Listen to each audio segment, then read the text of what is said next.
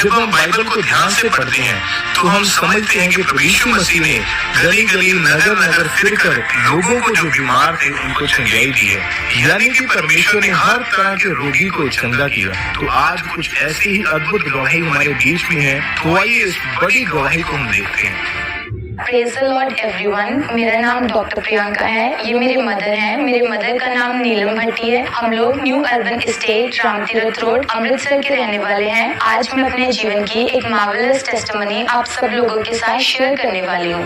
2023 में मैं अपनी हायर स्टडीज के लिए MBBS करने के लिए मैं कनाडा गई थी। और कुछ टाइम बाद आफ्टर 6 मंथ्स मेरी बॉडी में कुछ सेवरल हेल्थ इश्यूज हो गए, तो मैंने वहाँ पे मेडिकेशन करवाई, लेकिन मेडिकेशन से मुझे कोई आराम नहीं मिला। मैंने अपने पेरेंट्स के साथ डिस्कस किया, तो मेरे पेरेंट्स ने मुझे बोला कि ड्रॉप में आप इंडिया वापस आ जाओ और ट्रीटमेंट करवा के वापस चले जाना। दिसंबर 2024 छुट्टियों के दौरान मैं वापस इंडिया आई। मैंने यहाँ पे अपने पेरेंट्स के साथ मैंने हॉस्पिटल में विजिट किया, तो डॉक्टर को जब बताया अपनी सिचुएशन के बारे में, उन्होंने बोला कि आप अपनी फुल बॉडी का एक बार टेस्ट करवाओ। जब स्कैनिंग हुई तो स्कैनिंग में आया कि मेरी बोन्स में आयरन नील है, लाइक आयरन डिफिशिएंसी है। आयरन डिफिशिएंसी होने की वजह से डॉक्टर ने बोला कि आप सबसे पहले ओरल मेडिकेशन लो। ओरल मेडिकेशन में उन्होंने मुझे 20 डेज की मेडिसिन दी खाने के लिए। तो ओरल मेडिकेशन का जो इफेक्ट था वो मेरे लिवर पे हुआ, तो मुझे फैटी लिवर का प्रॉब्लम हो गया। मैंने दोबारा से डॉक्टर को कंसल्ट किया। डॉक्टर ने मुझे बोला कि आपको इसका जो ऑल्टरनेटिव है वो ड्रिप लगाया जाएगा। जैसे वो ड्रिप आया, ड्रिप बहुत आसानी से बहुत इजीली मेरी बॉडी में चला गया। सारा कुछ होने के बाद जैसे ड्रिप चढ़ा, ड्रिप कंप्लीट हुआ, आधे घंटे बाद मुझे अलग सी बॉडी में लाइक पेन्स होनी शुरू हो गई। मैंने अपने पापा को, अपने मम्मा को बताया कि फटाफट मुझे घर लेके जाओ, मुझे कुछ हो रहा है। तो मेरे मम्मा ने, मेरे पापा ने बहुत जल्दी गाड़ी भगाई।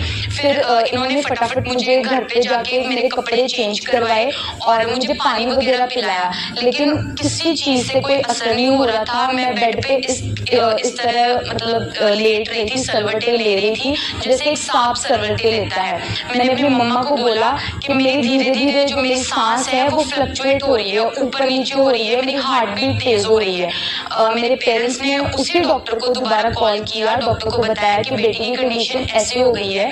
डॉक्टर ने बोला आप फटाफट बेटी का फीवर चेक करवाओ, लेकिन मेरा फीवर 105 हो गया था। फिर डॉक्टर ने बोला कि इनको एक नॉर्मल इंजेक्शन लगवा दीजिए, जिससे जो फीवर है वो नॉर्मल हो जाएगा। लेकिन वो इंजेक्शन से और ज्यादा मेरी कंडीशन थी वो सीरियस हो गई। जब भी हमारी बेटी की हालत ज्यादा सीरियस हो गई तो हमने डॉक्टर से बात की, तो डॉक्टर ने बोला आप इसको हॉस्पिटल में लेके आओ। तो हम जब भी लेके जा रहे थे तो आधे रास्ते में बेटी ऐसी हो गई थी कि जैसे पूरी डेड हो गई थी, और बेटी की गर्दन भी पूरी लटक गई थी उस टाइम, और इसके दांत पूरे चिपक गए थे और इसकी जो मुंह से झाग आने लगी थी।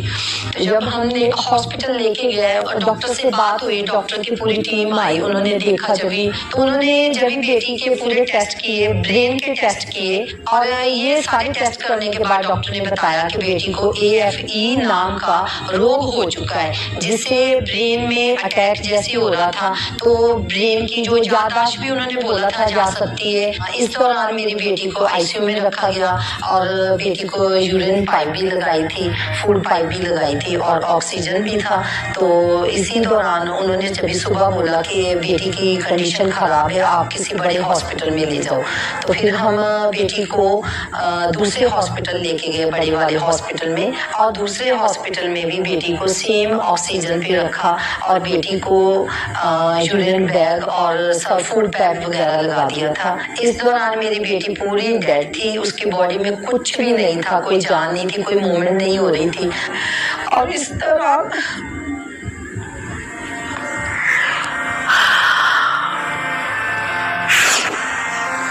दौरान हमारी बेटी को जैसे डेथ थी, कुछ भी नहीं था। हम देख देख के घबरा रहे थे कि हमारी बच्ची को क्या हो गया। और उसके बाद बेटी को आईसीयू में लेके गए फिर, और बेटी को इतने महंगे इतने कॉस्टली इंजेक्शन लग रहे थे, उनकी कीमत 10 से 15 हज़ार भी थी, लेकिन उनसे भी कुछ नहीं हो रहा था। फिर जब मेरी बेटी की हालत ज़्यादा क्रिटिकल हो चुकी थी तो डॉक्टर ने बताया था कि इसकी किडनीज भी डैमेज हो चुकी है और इसके लंग्स भी डैमेज हो चुके हैं और इसकी राइट साइड जो थी वो पैरालाइज हो चुकी है और इसको दिमाग का जो भी प्रॉब्लम हो रही थी, इसको सीजर्स आने शुरू हो गए थे, इसको अटैक आने शुरू हो गए थे।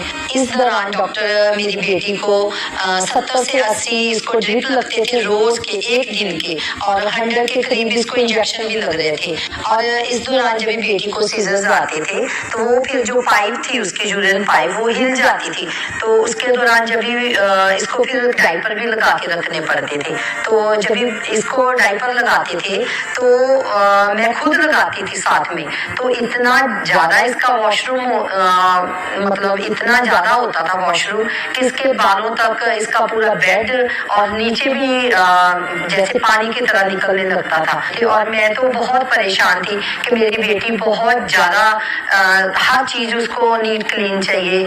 और जब भी मैंने बेटी अपनी को इतनी हालत खराब में देखा कि इसका वॉशरूम जो इसके सर के बालों तक पहुंच गया है और इसके पैरों की एड़ियों के नीचे तक जा रहा था कि जैसे इसके अंदर से कोई टूटी खोल दी हो, नल खोल दिया हो। जब मेरी बेटी आईसीयू में डेड बॉडी की तरह पड़ी थी तब भी हमारा विश्वास परमेश्वर पर था। हम अंकल नूरुल्लाह मिनिस्ट्री से पहले से जुड़े थे, हमने प्रभु के भवन में बहुत टेस्टमनी को सुना था और हमारा विश्वास था कि जैसे परमेश्वर यहाँ बड़े बड़े काम करते हैं, लंगड़ों को चलाते हैं, अंधों को आंखें देते हैं, मुर्दा शरीरों में जान डालते हैं, तो हमारी बेटी को भी वो नया जीवन देके मुर्दा से जिंदा करेंगे। जब भी मैं अपोस्टल जी की प्रेयर सुनती थी, जो भी उनकी मीटिंग देखती थी, वो मैं मास प्रेयर सुन के जितने भी वचन जो मास प्रेयर थी बेटी के ऊपर जाके मैंने बार बार घोषणा करनी।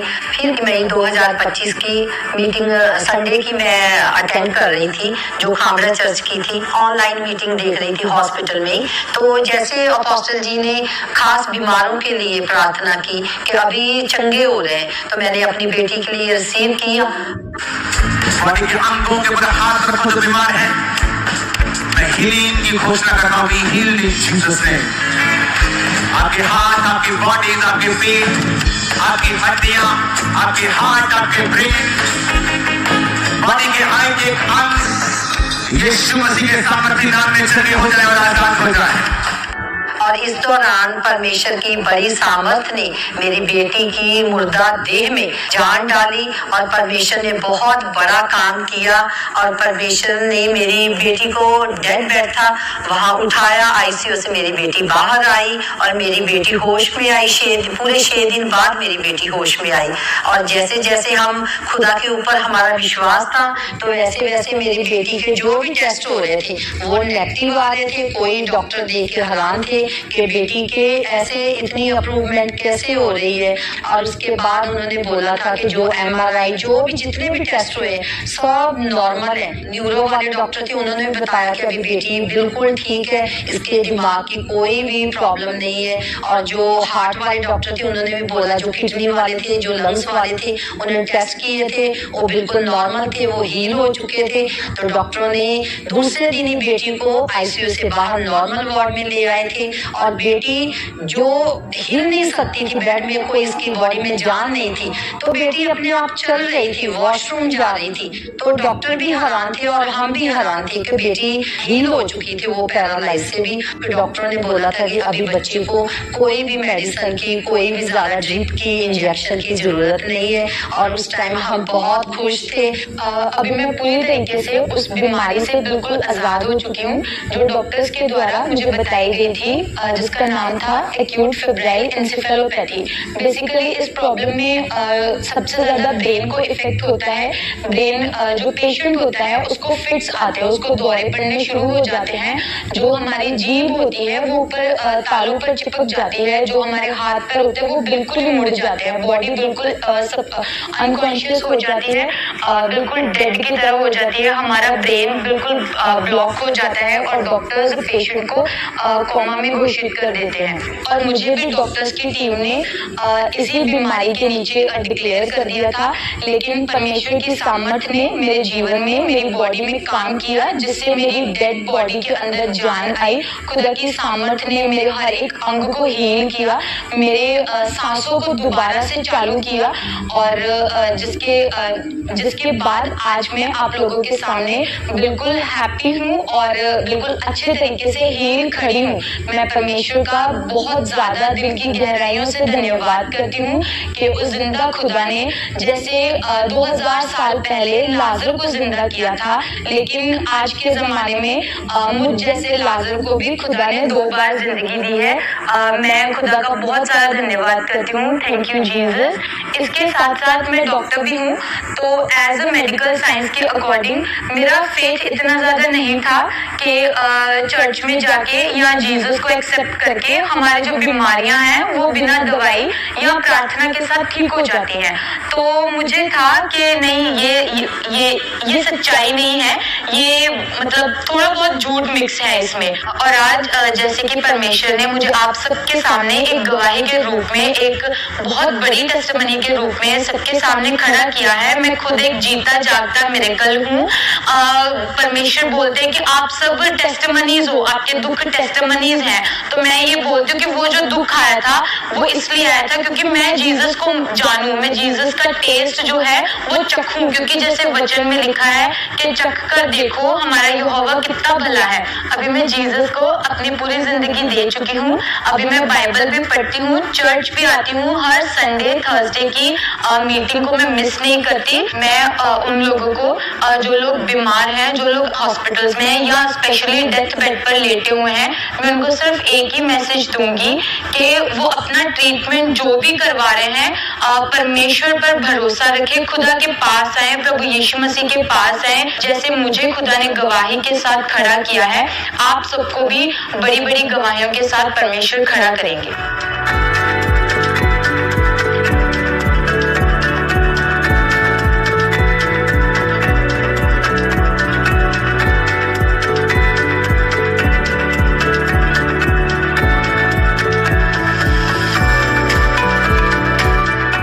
मेरा परिवार बहुत ज्यादा खुश है। मैं इस अपनी बहुत बड़ी गवाही के लिए खुदा का धन्यवाद करती हूँ और खुदा के दास और दासी का धन्यवाद करती हूँ। सभी को जय।